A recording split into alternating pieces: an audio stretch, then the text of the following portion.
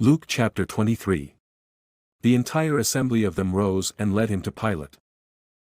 They began to accuse him, saying, "We found this man misleading our nation, opposing the payment of taxes to Caesar, and saying that he himself is the Christ, a king." Pilate asked him, "Are you the king of the Jews?" He answered him, "You have said so." Pilate then told the chief priests and the crowds, "I find no grounds for charging this man." But they kept insisting, "He stirs up the people, teaching throughout all Judea, from Galilee where he started even to here." When Pilate heard this, he asked if the man was a Galilean. Learning that he was under Herod's jurisdiction, he sent him to Herod, who was also in Jerusalem during those days. Herod was very glad to see Jesus. For a long time he had wanted to see him because he had heard about him and was hoping to see some miracle performed by him. So he kept asking him questions, but Jesus did not answer him. The chief priests and the scribes stood by, vehemently accusing him. Then Herod, along with his soldiers, treated him with contempt, mocked him, dressed him in bright clothing, and sent him back to Pilate. That very day Herod and Pilate became friends. Previously, they had been hostile toward each other. Pilate called together the chief priests, the leaders, and the people, and said to them, "You have brought me this man as one who subverts the people. But in fact, after examining him in your presence, I have found no grounds to charge this man with those things you accuse him of. Neither has Herod, because he sent him back to us. Clearly, he has done nothing to deserve death. Therefore, I will have him whipped and then release him." For according to the festival he had to release someone to them. Then they all cried out together, "Take this man away. Release Barabbas to us." Barabbas had been thrown into prison for a rebellion that had taken place in the city, and for murder. Pilate, wanting to release Jesus, addressed them again. But they kept shouting, "Crucify! Crucify him!" A third time he said to them, "Why? What has this man done wrong? I have found in him no grounds for the death penalty. Therefore, I will have him whipped and then release him."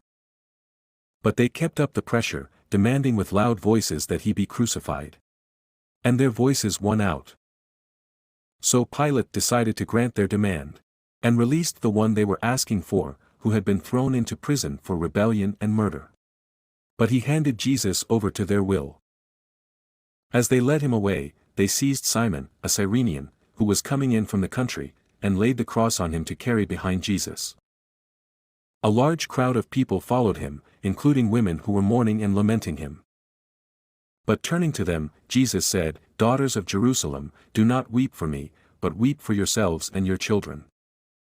Look, the days are coming when they will say, 'Blessed are the women without children, the wombs that never bore, and the breasts that never nursed.'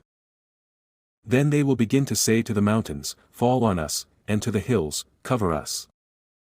For if they do these things when the wood is green, what will happen when it is dry?" 2 others, criminals, were also led away to be executed with him.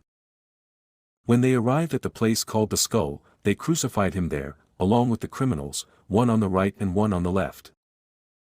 Then Jesus said, "Father, forgive them, because they do not know what they are doing." And they divided his clothes and cast lots.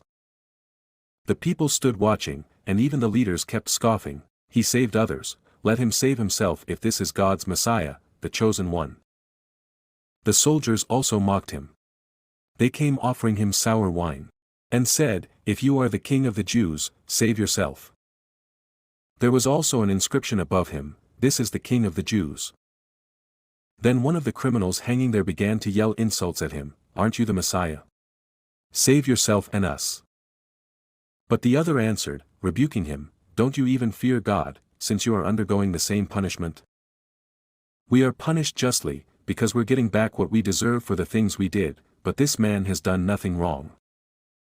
Then he said, "Jesus, remember me when you come into your kingdom."